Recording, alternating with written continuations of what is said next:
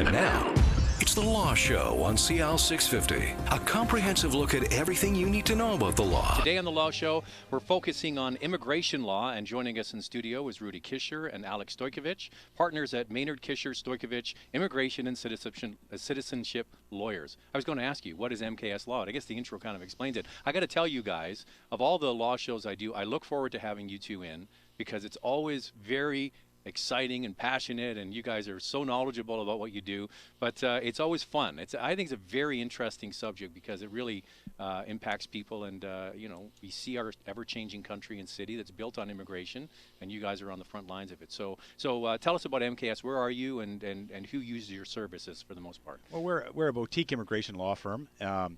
And we're based in Yaletown. So we specialize in, as our names say, in immigration law. And so we help a variety of people interested in coming to Canada, or we help employers wanting to bring foreign talent to Canada, or bring executives in terms of global mobility, helping people come to Canada on work permits. We also, Go ahead. I was just going to say, Alex, when you're finished, what I find interesting about when you guys come in is the sands are ever shifting. Like, you never seem to have the system isn't nailed down. It seems to always be changing, right? Yeah, all the time. I mean, annually, it's not unusual that you have 8 to 10 significant changes a year, particularly in the last 5 or 6 years. And now that we've had a change in government, it seems like this year will be even more accelerated in terms of changes than other years. I mean, besides tax and criminal law, I think we're the third most frequently changing area of law, right? I mean, it's very much a political animal. It's up what the government wants to let in that day, and that, they're responsive to that, and therefore we have to be responsive and keep up to date on it. So who do you represent? More businesses sucking people into the country, or people trying to get into the country? Well, usually they're both the same, right? Usually the businesses are bringing people in, so we're representing the business, but we also end up representing the employees that are coming to work, or the business people that are actually investing in Canada coming to Canada. And we also have a personal services side of people that run into problems with immigration here, or phone up and say, listen, how can I get to Canada? And they don't have an employer already. And do you get individuals, or is it mostly a business relationship? It's a mix. I mean, we do get a lot of individuals. Our personal services side is actually quite a large segment of our practice, and that divides into both application side as well as litigation side. So we do have a large mix. I would say it's probably roughly half corporate and the other half is personal services. Now, recently there was the Canadian Bar Association National Conference held here in Vancouver, which is unusual to start with, and the fact you had very good turnout, right? So what was the tone, and how was this Bar Association meeting? Well, the key point for your listeners is, apart from the fact that there were 500 people, which in and of itself is not unusual for any conference, it is for our national conference, was the attendance of the minister. And not only did the minister attend, John McCallum, the Minister of Immigration, but he made significant announcements during the course of his presentation to us. Unlike previous ministers, he was greeted very warmly by an audience which was mostly, lawyers that practice in our area, as well as other practitioners in immigration, and academics and government folk, both provincial and federal level.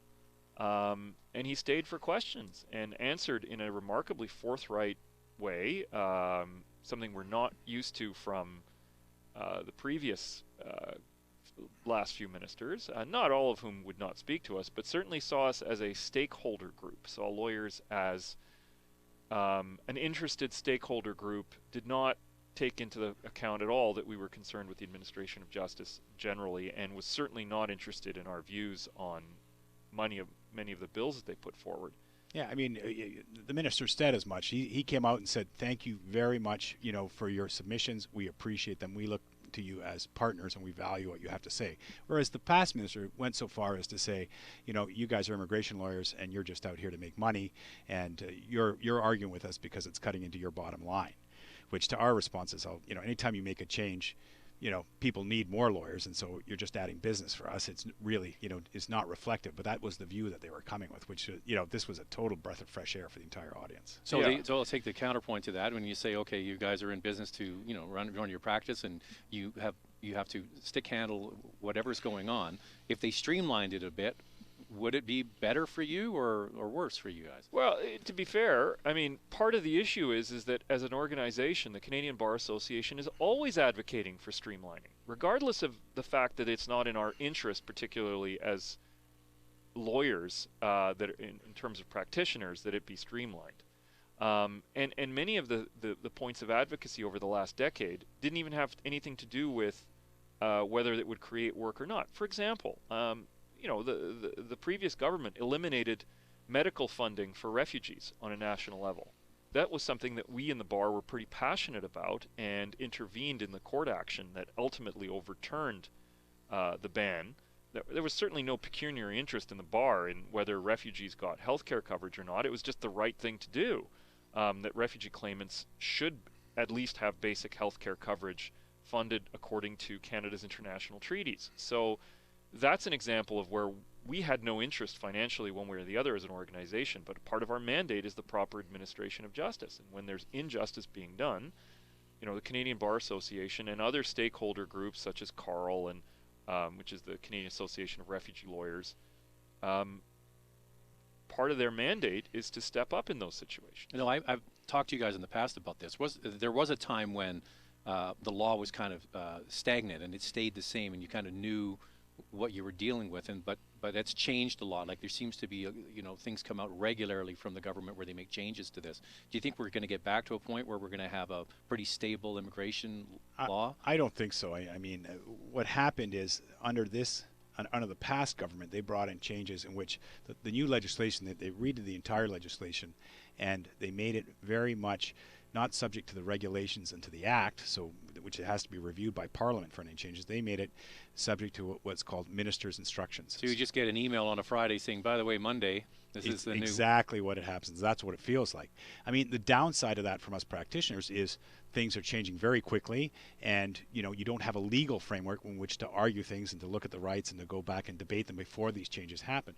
The upside, I think, though, is it allows the government to respond to what's economically happening. I mean, oil prices drop. Mm-hmm. All of a sudden, they can focus on maybe bringing in different immigrants. Or, they end up with a backlog in family class. They can make that a priority and make those changes by ministerial instructions announcements, which happen quickly, right? So there is an upside to that, for sure. The challenge for the government, and I agree with Rudy entirely, a lot of what has been going on is the previous government quite rightly noticed that there was no ability to react quickly to certain types of issues. Mm-hmm. And so this ministerial intervention kind of regime that was created, ministerial instructions, enabled that to happen. The problem with that, of course, is that you lose the benefit of public debate, particularly among stakeholders and other interested parties, either in Parliament or at the regulatory phase. If you're not doing legislation but just regulation, there's a pre-publishment phase. There's a period before regulations can get into the Canada Gazette where you can discuss them. And opposition can bring up points? Absolutely, and that was eliminated by two things. One, ministerial instructions, and second, by the enormously prevalent omnibus bills in which everything was being changed at once. So we're changing 50 bills, and you can't debate all 50, and there's never going to be time to do it. It's interesting that the opposition now is saying that the budget is an omnibus bill. There's so much stuff being stuffed into the federal budget, so it goes both ways. That being said, though, certainly omnibus bills were not an invention of the Conservative government of Canada. I mean, this is something that in the United States you've seen for many, many years. But the challenge, I think, for the federal Liberals is that there have been commitments made by many of the people who are sitting here now in cabinet over the past 9 years in opposition, where they've said on record that they're against ministerial instructions, where they do want to be transparent. And there has been at least an effort at this initial stage in our area, immigration, where the ministers tried to be very transparent about what they're going to change and what their priorities are. Well, and you said there were announcements, like your bar association, your national conference, you had the minister, and he made some substantive announcements, right? Like you have some re-emphasis on students, processing times, family emphasis. So can you give us some examples of what was brought up? So this year, in January, there were only 5,000 spots allocated to sponsoring parents and grandparents. Mm-hmm. Well, they increased that to 10. So that's already been done. That was in the plan for 2017. It was already done for January of 2016. So that's something concrete that they've done already. An announcement was made by the minister that he's looking very carefully at changing the way Express Entry allocates points to enable workers and students who are here already to have an easier time of it, to address the Chamber of Commerce report and the various other stakeholders groups who have complained that Express Entry is not responsive enough to the desire for permanent residence of students and workers who are already here. So you're saying if you've helped educate somebody, wouldn't it be better to keep them here than to have them go back? Is that one of the ideas? Well, part of it is that the original idea behind Canadian Experience Class and a number of other federally regulated categories of immigrant was to make it easier for those people, and things were progressing along those lines until Express Entry was rolled out in January of 2015. And what it's done is it's actually made it harder for certain students and workers to qualify. And this was one of the pieces in Express Entry that the Canadian Chamber of Commerce bitterly complained about. Well, I mean, it's a problem of oversupply, right? I mean, we always have this problem in Canada that we only take 300. This year we're going to take 305,000 immigrants, right? Mm-hmm. There is an endless demand out there from people that would like to immigrate to Canada. We changed, under the Conservatives, they changed the system where instead of picking people from overseas, we're going to pick them from within the country. We'll get these students, and we'll take these students. That's great. They've been trained here, so we don't have this issue of foreign training. Yeah. We give them a work permit afterwards. That way they get some Canadian skills, and then we immigrate them. The problem that we're seeing right now, though, is you've created that demand. People still have that demand. And so how's the marketplace responded? The marketplace responded by, we're going to set up these schools. Well, you can't get into UBC. We'll start a little language college here, and we'll train you. So we'll take $20,000 a year from you for 3 years. You'll pay $60,000. You've now been here for 3 years. Have you got a useful degree? Maybe not. It's like whack-a-mole, right? Yeah. It's something, you hit one thing, it pops up somewhere else. Now people are entrepreneurial. That's pretty clever if you think about it. But now the problem's here. Yeah. Right? So not the problem, but the person. So the person is here wanting to immigrate. He's got a degree that may not be the most useful degree, and he's got skills that doesn't plug him into the marketplace at a high-skilled job. So he's working at, let's say, Starbucks as a shift supervisor and wants to immigrate making $12 an hour. And now the Liberals are trying to respond to that and saying, well, listen, we're going to let these people in. You've got to wonder, my question is that the best answer for Canada? Which brings us to the previous points. That's why you have these announcements that come out, and they can change quickly without having to go to Parliament, which is a reactive system, right? We're going to take a break. When we come back, we're going to bring in the Quebec issue. Always interesting. We're talking about family law and immigration law, I should say, with our two guests today, Rudy Kisher and Alex Stojkovic. They're partners at MKS in downtown Vancouver. We'll return on The Law Show next on CL 650. There's more of the show still ahead. This is The Law Show on CL 650.